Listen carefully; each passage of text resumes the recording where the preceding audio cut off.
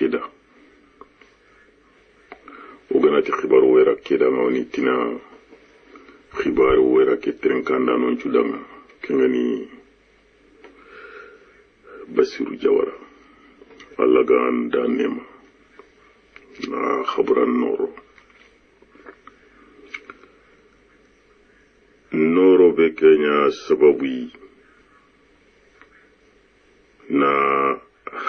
khibaru wera ke kham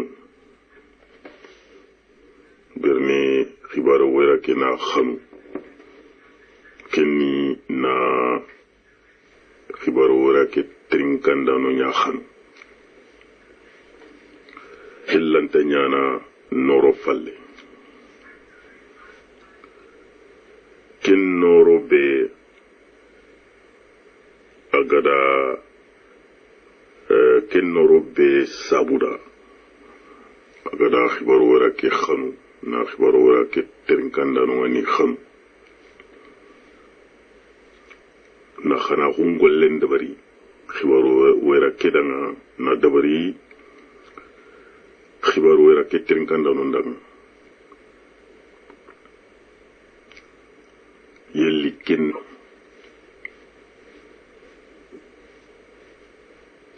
berni Allah manda o nyamari tona golli sirende bare golli sire tugadi akinyantu sirsidu korosinna magatta hunanti wujuno karagita tankarageta kamonyerta ay akinyanatu aga kebe kingi fure I komen golli sire ne kebe akinyanatu okuntu golli sire tu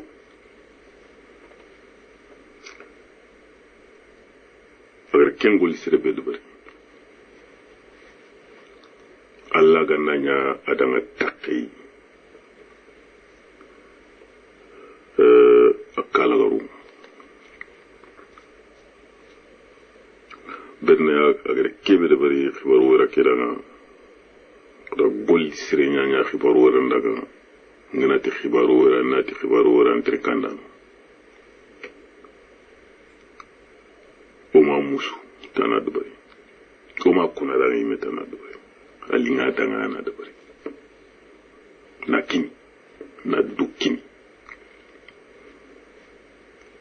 ken kuye be agade nya khibaru wera keda kengani noronya Allah gana ken noro da batenga tanga kata kala garum wodwanga gunjurun kondanga kallana ke da akore ado debe be ga bugano ado menjam ubeni suga siga danga ke figure kita khibaru wera nga duanga ada nandua gunjurda nan dua akhabila ki sudaga ado apinjamu ken ko kianyo mo katana kata Basiru Jawara udaga kafi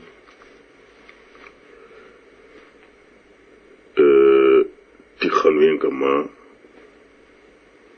khalwen yani hinne litini hinne yani demande litini na me demani na me timandi diga menyeme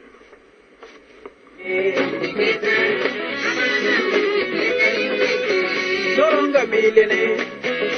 karambine soronga yolumene karambine saru bichan daga nukulate wana kunyinde khere ntawra kata o kharamo ngani antuman sise aga sirimulu o kunyine xoje dun ko wa ta halle mon kuñini ngiri lemmin coro oy kuñini da bu sumarena kuñi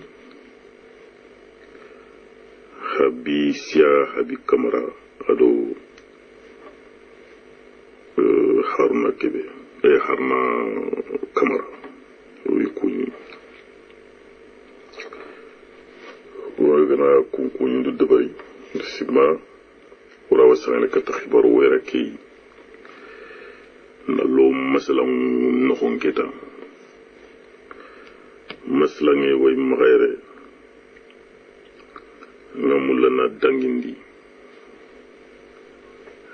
na dangina khana trinka onari digama falle enfin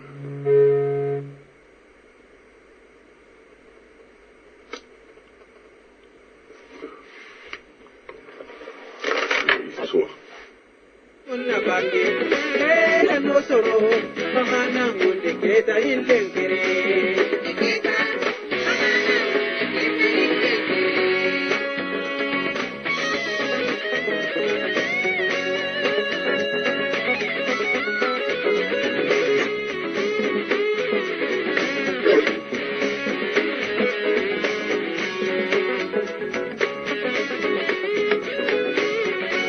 Tenkanda cara do nyumute, milana cara do tembende. Caliente cara do garante, luma cara do mume. Tenkanda cara do nyumute, lumana cara do tembende.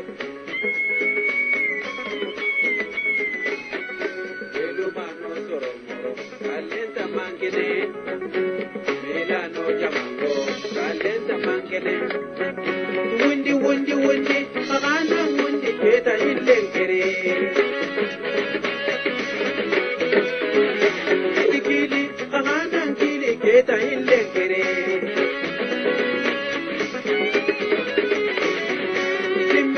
Simme, magana simme keta ilengere.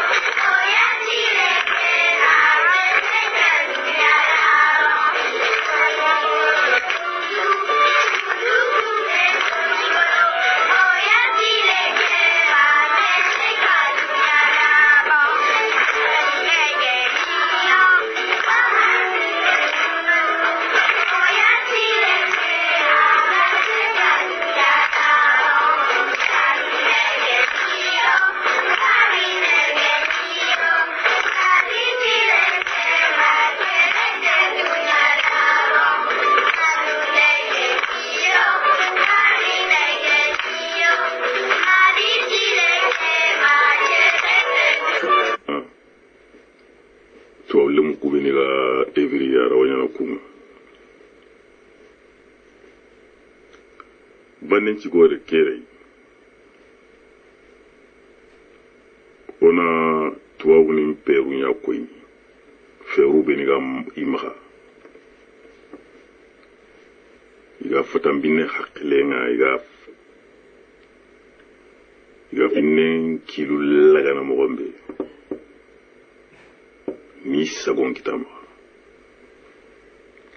kule munu kundo har fatambi lembanen tanako asu tuwa iga bambran kannen kono sanu negeni ke ha ureya ne ureyo gane ina kwargana igo hakilum painte khoiga anyana mogombe Paris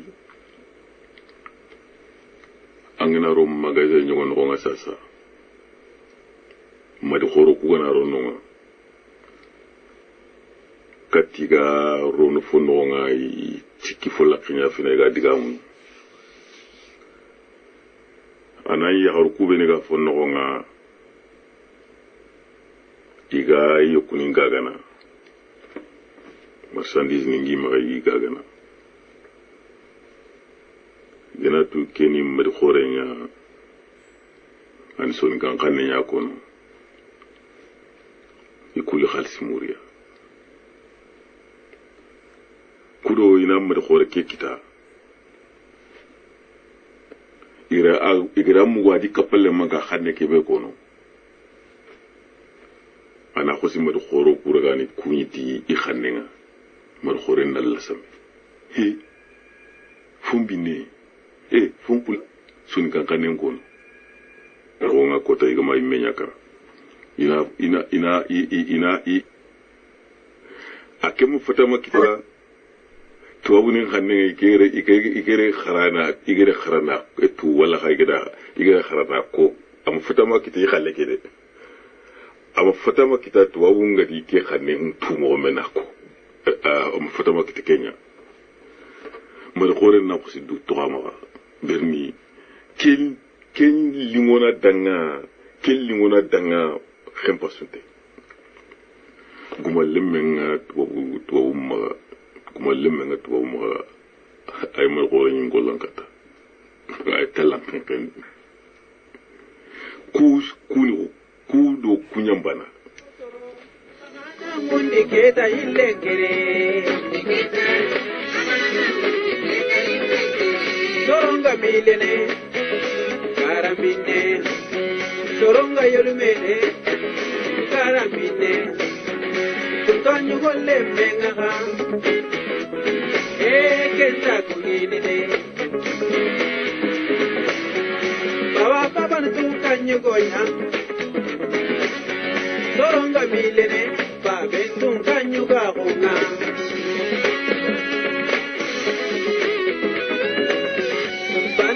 menga na turi kenta kunine awa ona wakar fofuna jarangenya ni ari atanya kininga kiyano gara maslanga gara sigindi o kunyini na sahin kunyi jaha dana de tiga gabe khayo katto yo ugari kampu o kunyini ogare kibe dangindi kundu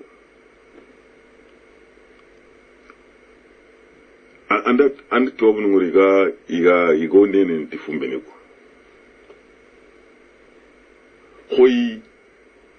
mejange yo to yarenya ni hotel Radisson igra tantan da barnonga asuba nga ida Tour Eiffel ida Mali drapol lo Tour Eiffel na Mali couleur le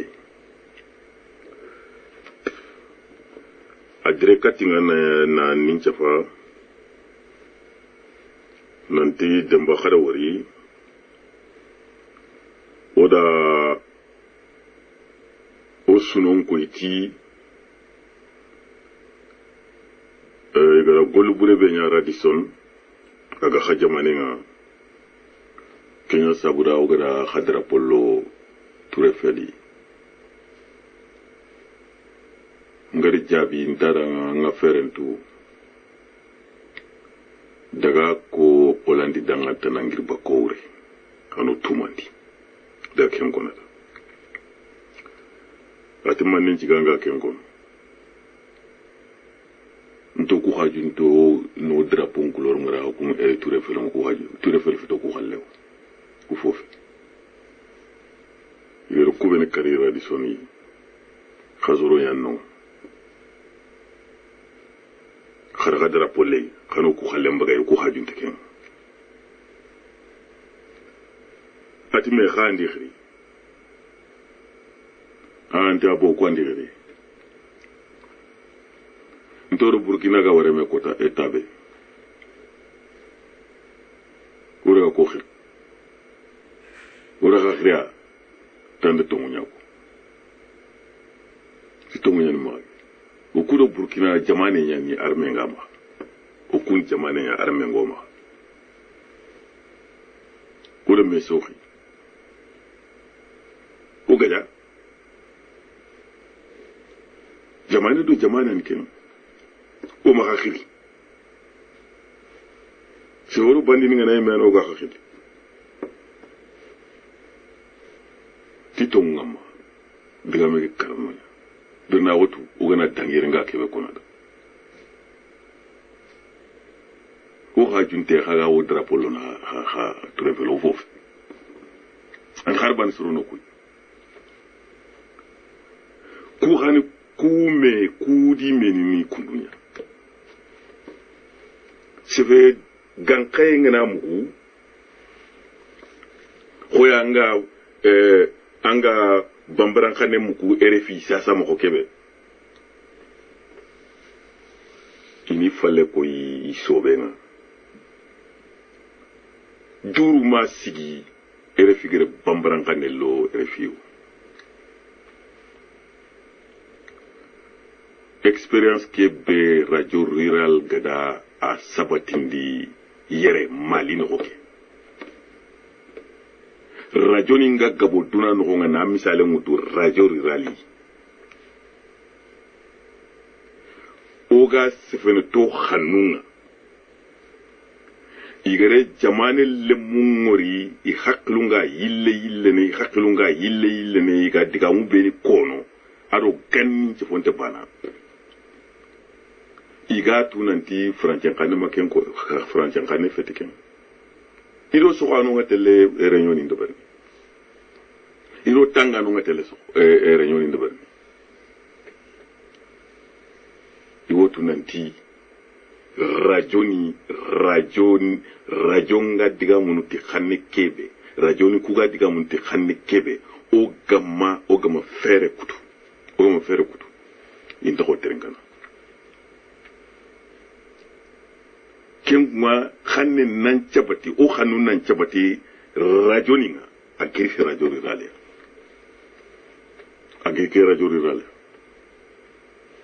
kengma iwotu angena daga nokus iga kebe kono radio ni nga o xanunga ampu kebe ga koni franje xanne ili sorongori iliga menyiunga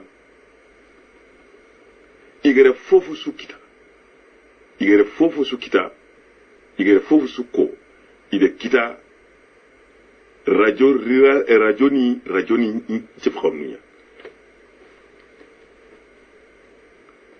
kengo ona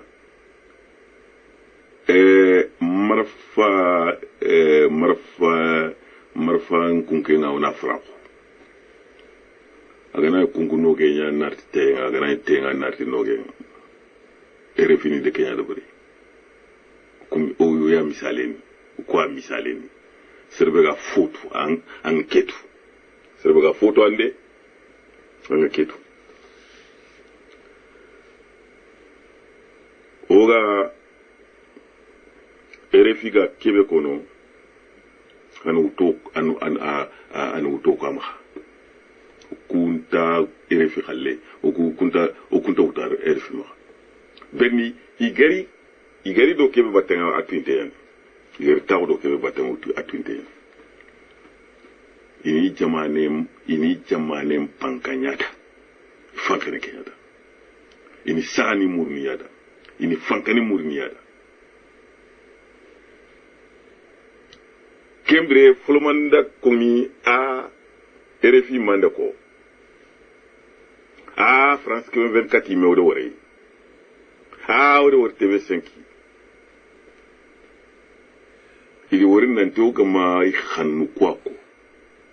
sitoga ke jamane be no ngasa lenki kotaki ja ode jamane le mumori ga murtini mo gombe imati toyi benni ga noya tenkana inte murtini kundu iga balla mo gombe imam go kuyi ken kuma ini mukuka mo ini mukudo irradio ni beni ga diga muni danga I khanenga keni ga khanengu tunaro ino kunga kudo ina ngata fesono sugen ka fay iwa kunka kono kudo ona ofale ko yo sobenga ina mpesoyi berni sengo dema kono nanti adiga meken tongunya koy okuda gaja wol sengo gaja yimma ti l'émotion nègre la raison est hélène futambine ani butenyama anti kiluma hakleken anta hakleke gonyangundi na sondo meya gonyangundi ode ke katurini na katutele na katurutine moga khoro na ni oga kinye wax sigare go no ga famu nanti jaga yugo ken tuana ay photo berna ngana o sorongori ga golnyanga mo gombe ga terne mo gombe sengor ga ko mo gombe ni kundu ne ke wori ke suge gana commissaire bedan khoy mar khorongo ga tini marakaw nyanina marakaw sena akenge simona nanti iga tampi kebe iga nyani kebe iga droto iga de meimbiri iga khalsin kita ani kenya sugu ay antike chuguro atina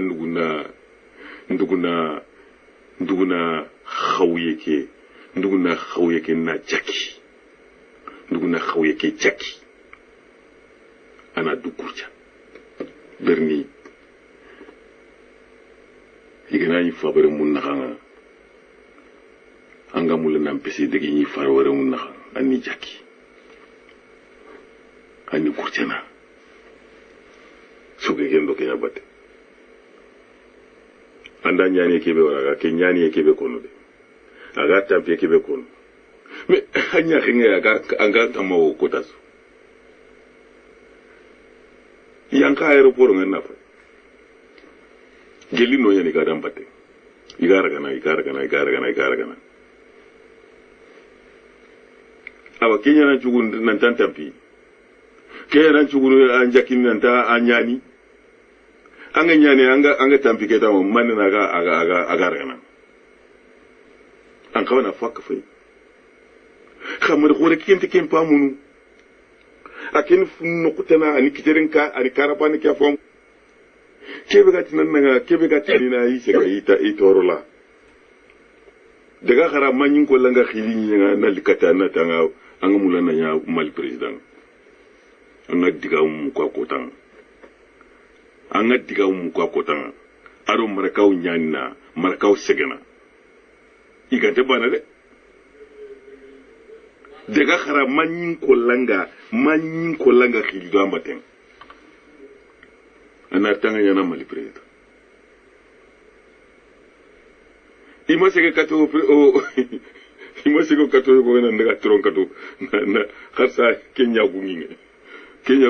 aganya kontelan Kenya gamisa minga kara mi ken discours de warna kota so har ngana tawra jonga mi chopana ti Kenya nanti daga kontelan ke ida kontelan ke yoga yi fankanga nan daga ni ma palenga na troka ha kontelan ke fe anya trawre ja adokari mais ande ke worde ke be gatina markaw nyanna markaw tonyo markaw segena do ta anda poso nya batte mais ke be ga nyani ke do tampie ke bakan kama agana kitante bakan kama badir bati nyere la nyere exemple nya ay fonti de bari ida are pompier de bara da gendarme ko de bara da su de bari are surun sirran ta gare bolle be de bar sirran ta su ko asu ya gayan da wuri ma gana gare ya gana girnan tiken mulana nya merin ana anyi ani foyi fumbe gan ko to mera ko nyimi berni tunkalle meya kenya ko to mera ko ken tunkalle me jamangu menya ewe kuweri ga afenina intetu nanta kenge kebe ga kema an ko to mera ko nyime ka agana surono kubeni ga dirinda patenga iga randa bari akampo la maga kono kota yego yakhindan ti bro ina igan serebe gan kona lo aken kan no nan daga a bage wuro ma dangi surofi Demba Traoré ado Madi Traoré akuten tuna wara masu Demba Traoré Madu Traoré kebe gada akalle ko nan na to sini kengere ko ndanga nga sa ina takara oyi mu fili uro serebe ga roni bangi kan ko en kempe oyi mu fili ban na nyila ko na yakunda hari kantere ku ganaro ke kan ko nga idoro ko yema bugu ser summa kuro ka ke no harganter ala ga suru ga fu nyana ku bindan idi mane ko yi kara ko tambani igere khay ci duncu daga nasu fa na sinche ke sankanto ningam akota yinki ga wu mawuti arike kallenga nkuti khaynkonya nkutiya nkosu madaga fungalu nyime berni nchime kemwa kagara ogara kubeni ko sasa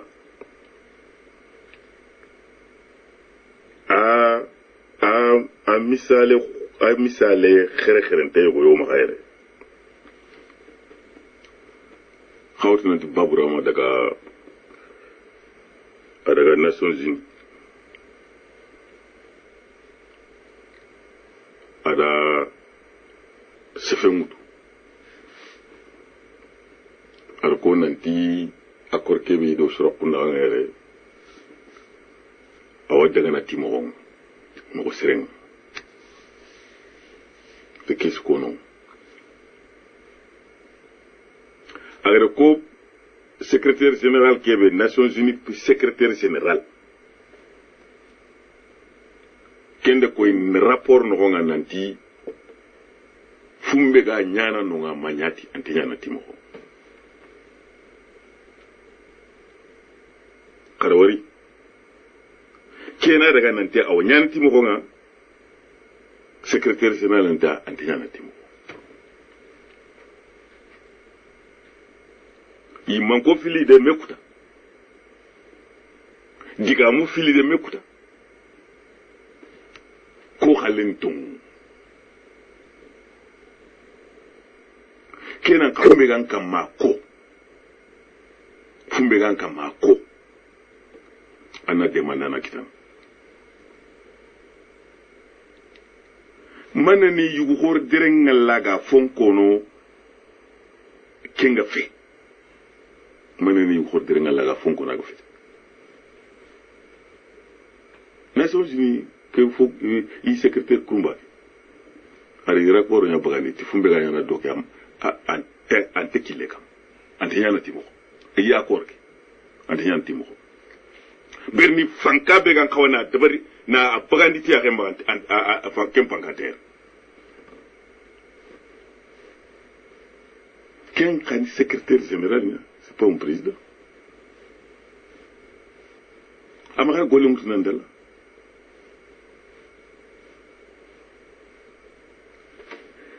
manen cigi serenga fonkono fumega fiti surtout angan kawana kono kukebe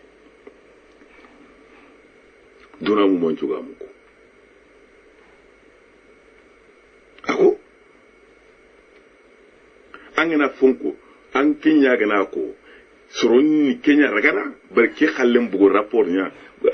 presse nga bagandi ni tongo nya gouverneur aga maka bugo ntemuko kharo discours ite bana berni secrétaire général nga di discours de bra ma discours de bra ke kam aken di discours de bra kha ken discours do secrétaire général rapport de meso tongo ni au courant au continue que mon ndamboga télé ou télé kana ou daga na fale ara o geme kam man de tongun changundi o jamanu no ha tu intenya ni nanti o gomo tongun kiara on télé kana o kharawa du mene garen kama o khara dumine ke mo ndambe kama e o tangana min o tangana gidenya no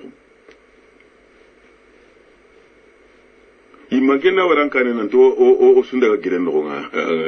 ke masibonya foko na foke to munyako fumbe batado jamane lemu nkae i khaye ngeni kebe كم خوانا كنيسة سو أحرام دين فانك سوغا نسبوي وان دي نياغا دي جماني نابرين تو جماني لموما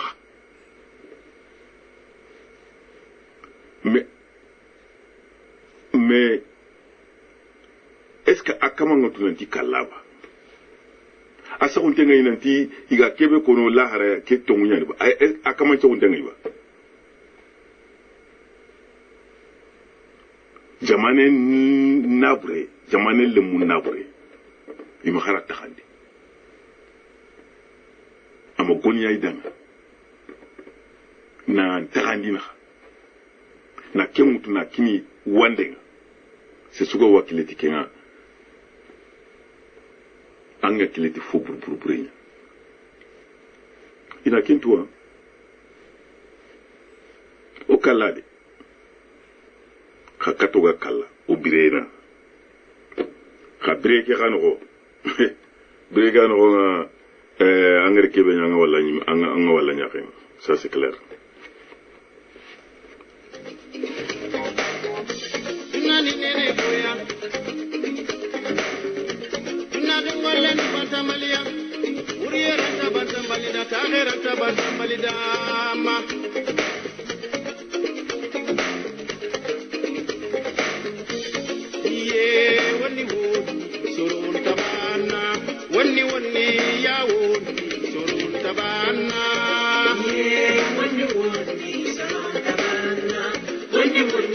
Yeah.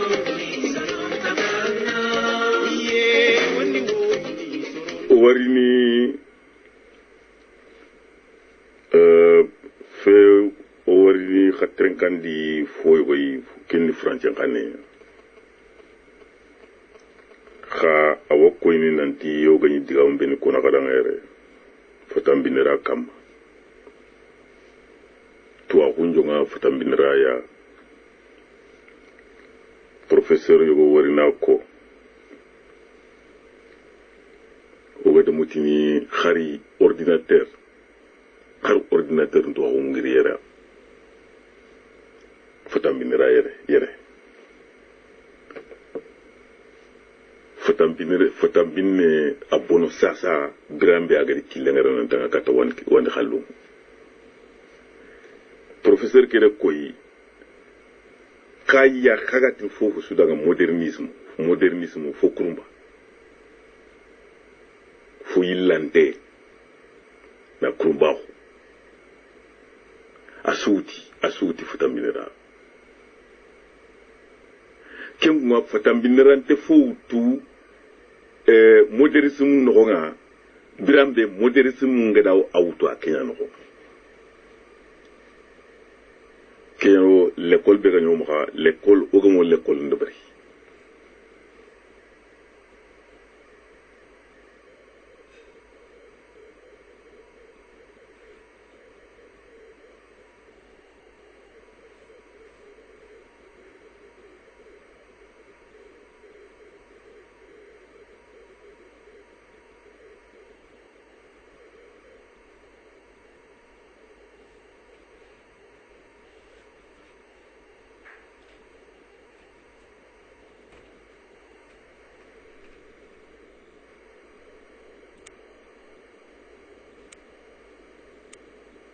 professeur yogo warina ko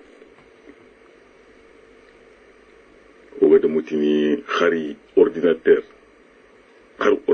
ndo a ngiri yere fotam binira yere fotam binne abono sasa grambe agari kilengara nan tanga kata wandi khallu professeur kede koy kaya khagati fofu sudaga modernisme fo kurumba fo yillante na kurumba asuti fotam binira kenguma fotam binirante fo tu modernisme nogonga birambe modernisme ngada auto akenya nogo kero l'école be ganyo maka l'école ogamo l'école ndabari ogamo khrankani ndabari ogare indépendance ni mutu arrivée d'Alexandre le Grand jusqu'à l'arrivée des Romains. Et vous voyez que même quand on parle de théologie religieuse, ceux qu'on appelle les pères de l'Église sont nés en Afrique. Alexandre d'Alexandrie, Clément d'Alexandrie, l'Alexandrie c'est l'Afrique. Bon. Donc pourquoi tout s'est passé là? Parce qu'il y avait déjà un corpus. Quand on parle de Confucius, mais qu'est-ce que Confucius a dit de plus que nous disions en Afrique? Savez-vous même que Confucius était un Africain? Si vous allez à Shanghai, à la fondation de Confucius, voir la plus ancienne statue de Confucius, vous allez voir que Confucius était noir. Les penseurs tels que Bouddha, c'était des noirs. Vishnu était noir, Krishna était noir. Et savez-vous qu'Osiris, qui était noir aussi en Afrique, est mort avec une couronne d'épines d'acacia? Il est descendu aux enfers, jugé les vivants et les morts. Il est ressuscité le troisième jour, monté à la droite de Dieu. Donc vous voyez bien que l'Afrique n'est pas étrangère au concept de la modernité parce que c'est elle qui les a générés en son sein. Nous constatons deux choses. Nous constatons que par exemple avant, quand vous aviez un téléphone portable, il y avait une antenne. Rappelez-vous la première génération de téléphones portables. Il y avait une antenne.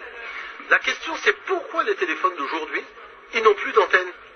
Et pourtant vous pouvez appeler, mais quand vous regardez le téléphone, il n'y a plus d'antenne. L'antenne se trouve maintenant à l'intérieur du téléphone sous la forme d'une plaque. Bon. Maintenant, qu'est-ce qui a généré l'apparition de cette plaque? Il y a une science mathématique qui est apparue dans les années 70 qu'on appelle les fractales. Les fractales, c'est la répétition à différentes échelles d'un même modèle. Et qu'est-ce que nous constatons? Nous constatons que la totalité de la culture africaine repose sur les fractales. Quand vous avez un tissu africain, vous avez le motif qui se répète plusieurs fois. Vous voyez ce que je veux dire? Quand on fait les tresses africaines, vous avez le même motif qui se répète plusieurs fois. Donc, à tous les niveaux, on retrouve même dans l'urbanisme, quand on regarde vue du satellite, on fait la photo d'un urbanisme africain, on retrouve encore les fractales. N'oubliez pas que, quand on parle de la spirale, quand on accédait dans le palais du roi, il y avait une démarche comme ça, en spirale, on n'allait pas en ligne droite. Il y avait ce grand tour qu'on faisait qui visait tout simplement à se purifier au fur et à mesure qu'on s'approchait de la demeure royale. Mais c'est ça qu'on appelle les chiffres de Fibonacci, c'est tout ça. C'est-à-dire toutes les grandes théories mathématiques, du nombre d'or, du triangle d'or, tout ça. Mais c'est des choses que nous faisions comme si on jouait aux billes. Maintenant, ce qu'il y a, qu'est-ce qui s'est passé? La plaque qui est à l'intérieur du téléphone portable est décorée exactement comme un tissu africain. Parce qu'on s'est aperçu que la répétition du même motif permet de générer des champs électriques et électroniques. Et donc c'est comme ça qu'on se retrouve avec des téléphones portables qui n'ont plus l'antenne parce qu'on y a intégré la dimension.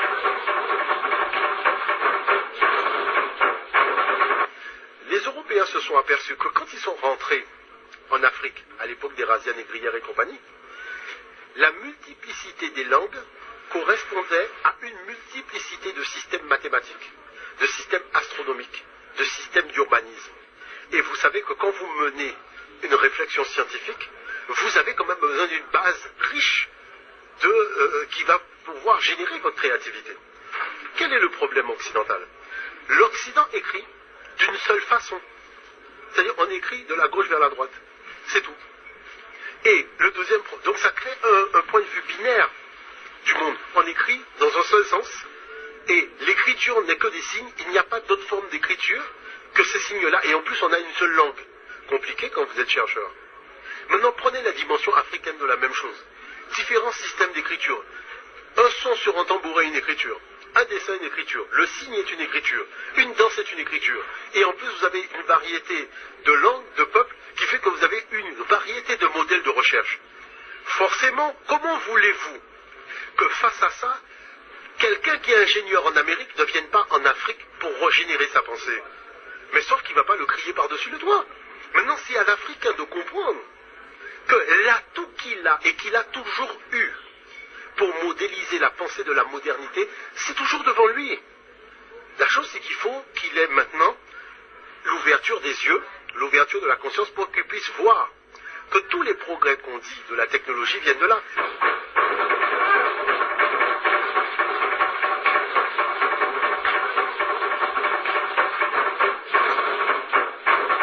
Vous imaginez que quand on a conceptualisé les mathématiques de l'Afrique, que vous fassiez une addition,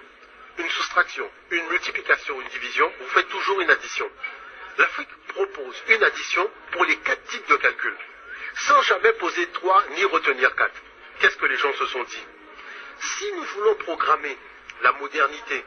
au niveau de tout ce qui est outils technologiques, l'informatique, le numérique, le satellite, la bourse, la carte bleue, toutes ces choses-là, la caisse enregistreuse qui vous permet de payer le code barre que vous mettez, il faut bien un système mathématique qui soutienne toute cette démarche-là.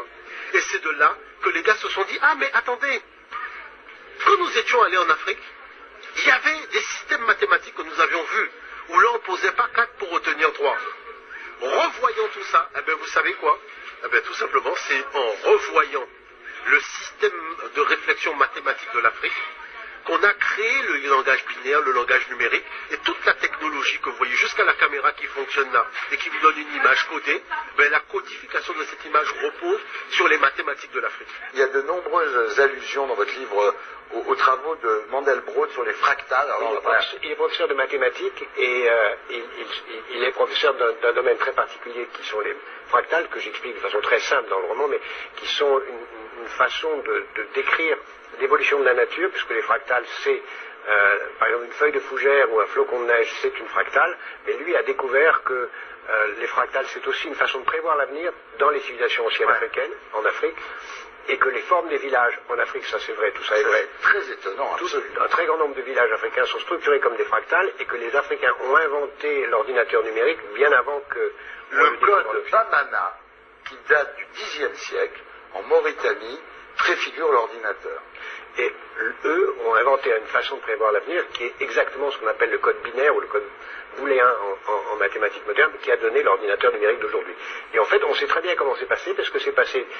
de l'Afrique de l'Ouest au Xe siècle par les marchands arabes jusqu'à Cordoue, puis de Cordoue jusqu'en Hollande, et c'est là que Leibniz puis d'autres ont inventé le calcul numérique. C'est passionnant. Maintenant, la seule chaîne de télévision que j'ai vue jusqu'à présent, qui a fait un documentaire et qui a démontré aux Occidentaux que leur système de réflexion scientifique était africain, c'est la BBC. La BBC a envoyé des gens en Afrique. Les gens sont venus voir comment les peuples africains faisaient les mathématiques. Et au beau milieu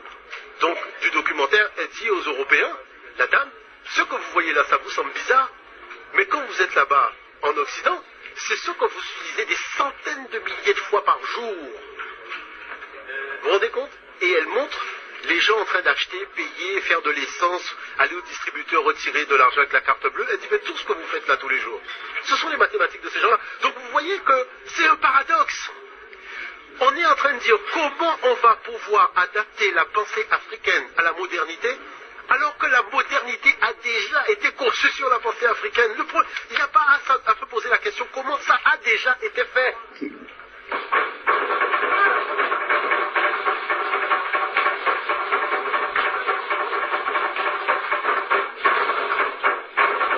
Vous imaginez qu'on a trouvé le premier système de calcul au Congo, qui date de moins 25 000 ans, l'os d'Ishango, qui comporte déjà les nombres premiers en mathématiques.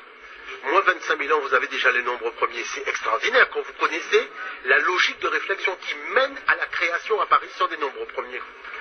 Le gouvernement belge a fait une statue de 7 mètres de haut de cette tablette de calcul africaine qui a été placée devant la faculté des sciences de Belgique. Est-ce que nous sommes au courant de ça en Afrique? Nous n'avons toujours pas vu que c'est cette culture qui sert de soubassement à la science la plus moderne. Donc vous voyez que la pensée africaine explique tout. De toute façon, pour peu qu'on s'y intéresse avec un regard de quelqu'un qui ne sait pas, un regard d'aliéné culturel. Awa Kharawari oga kono mo mena ndi to ko nga jonga era oyanda kuturu oyanda ku kharamundi frankompe fe beran pulen kundu ato sa oni sangana ti jaterge oni sangana ti ikunga kafumande tagandinde katunde ya igana jatulla garene kunya ina dobandike fata minerani I jatulla garene tikafumande mana ordinateur igara ordinateur be ko de ken ordinateur khibar ko de ko adalla khay mo khoro ma iranta simmene har kota bane nanti fata minene fonya iranta simmene berni di khaklu yaraka igo keto ona hakile ke ona Kenya wasa ona hakile ke abugo wandenga ona hakile ke tangani kato ime o ime agere kubeni suko geli ugo kanin tagana mogombe ugo torun tullu mogombe asu jaterege yani ordinateur paga khamaga aton khadi téléphone portable nga de téléphone misalen koy tikemble téléphone portable nga antenne yanyi khasasa antenne tagay manen ci gikem idi woriya jatirege nga fatambinara no nga nanti ugana yo kani hara ugana yo kani nya takana jatirege mo ko no ma uga kani intagana kemo ndambe ugana yo yimunto tundu jati irage mo hanu uga doberni ugana nyo oyira munga ugana yigesunu jati rage mo ndambe ugana no ma igatina la fractal ikunda wori 1970 ke wero ku ni sangana te geli kelli wujunu chino iga sangana te imanyi khila ga docteur ni imanyi khili professeur ni me isangana te ya bane su isangana te antagara tunanti anga kebi medbar ni fo gol fo ana garini aga ni rinya fo khorenga yogoni gi bumbum paka na burenga te ikunyi sangana te ya ordinateur nga jate ni mo rokuna kadanga nanti ordinateur ni jatire mu filatu khafu arobane khafu 01 ine milliard ni ina su jate mbagani kundwa ina su jate mbagani ti ku jatire mu fila 01 ordinateur mémoire nga a jatire na pundi fotanante ku fili banana no jaga fatambinu nga ikhani kafumande mbana dubarni khari ganani takandi nde yan ko ina kafumande ya dubarni na takande résultat kita ordinateur calculandi kunda ili utera bane bega sefene bane bega jonga kisefena galagari antiye nyani kebe ga digamu na khaneke ikundi fonkulunya TV5 soronyani iga tuana nyogo trindi agar livre nyogo debari kenga ko nanti ordinateur tuwa ko agiri fata binera khare foko kenga etwabuni maha berni di tuwa ko ida sembe ti sura kunyangirti mane nali ro o mahayre awa kenyanda keliti ade gare nya kono gare yen aro kento galina mayirini ara mura ama ima kita kenyu ma agar kita mo gombe ke fana ser fana ke re ko mo gombe akite kundunya akite fatambinu yama sika sunte awa akitene kambo ikunchoro mani direneti diplôme ni ngo kharanka yime manima kharan kombo manima ini birente ya naturellement igi haju ni chiro naturellement kenga wakati nga kinye awa onya odi kek kafu khamaga kudo oga diga umbe ko no khadanga na ka ko na khadanga na torini on tedin diga nduro ko na khadanga ogana fanka kita fanka bega dutu fanka bega jamane mula fanka bega mula na jamane ndeni kane ile unya wajibu ntono kama ile ogoma ile sorante telekane ogara kane berni yugo kire ko mo gombe ati modernité no okuno onya wan sara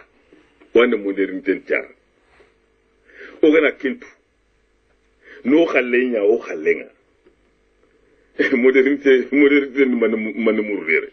anta harbani kito ma tu akhari gajayen kesin do ke abate di terrorisme kesin do ke abate ona ma o wuri wassalamu alaikum warahmatullahi ta'ala wabarakatuh soronga yolumene karamine